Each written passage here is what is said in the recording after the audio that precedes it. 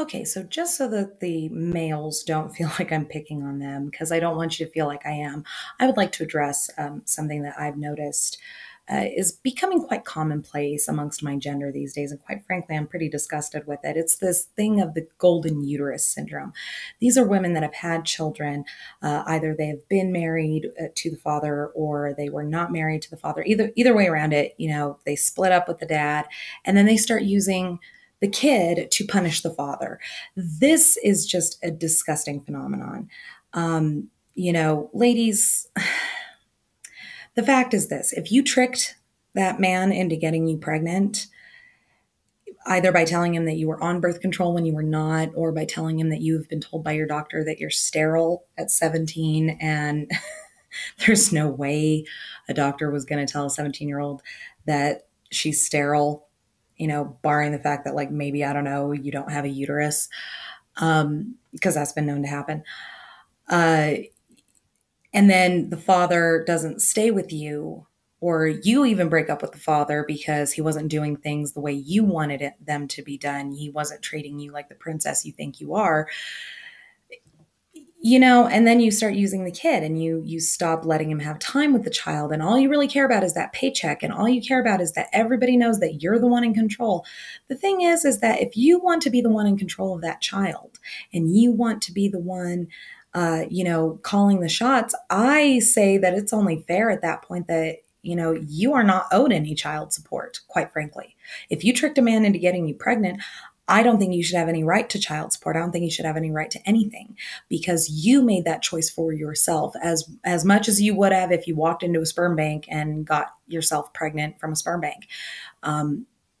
That's fucked up. That it's low. It's very low. And then to have been in a relationship with someone and to have children with them and have that relationship split up, and then you're pissed off because they've moved on with someone else and you're using the children to get back at them for being happy, for being in a relationship, for moving on with their life and not saying they're pining after you. That's beyond low, because at that point you are showing your child that their only function in your life is not because you wanted them, but because you wanted them to anchor that person to you. And that just creates a bunch of drama.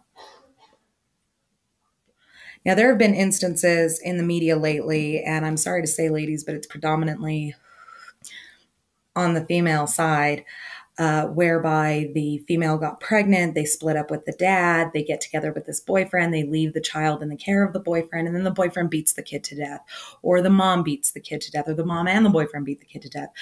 Just a year or two ago, there was a very famous case out of Albuquerque where the 9-year-old child was kicked to death by the mother and the stepfather. And, meanwhile, 9-year-old's dad is over there perfectly ready, willing, and capable of taking care of the child himself. But she didn't want to let him have custody of the kid because that would take away her control over him.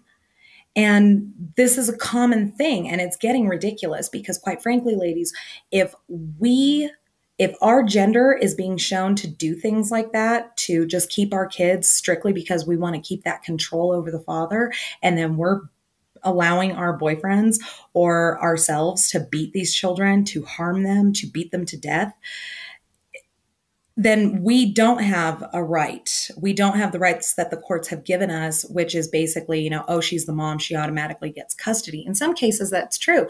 But in just as many cases I've seen, the father is more capable of taking care of the child. The father would actually be the better choice for the primary custodial parent.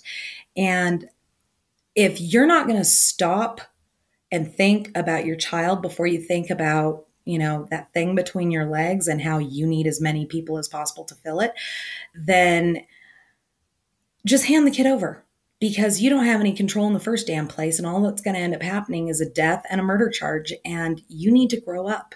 And this needs to stop. These fathers are just as capable and they have just as many rights. Now, the abusive fathers, no, you don't have any rights. And I don't believe that you should be allowed within 5 feet of that kid. I don't believe you should be allowed within 500 feet.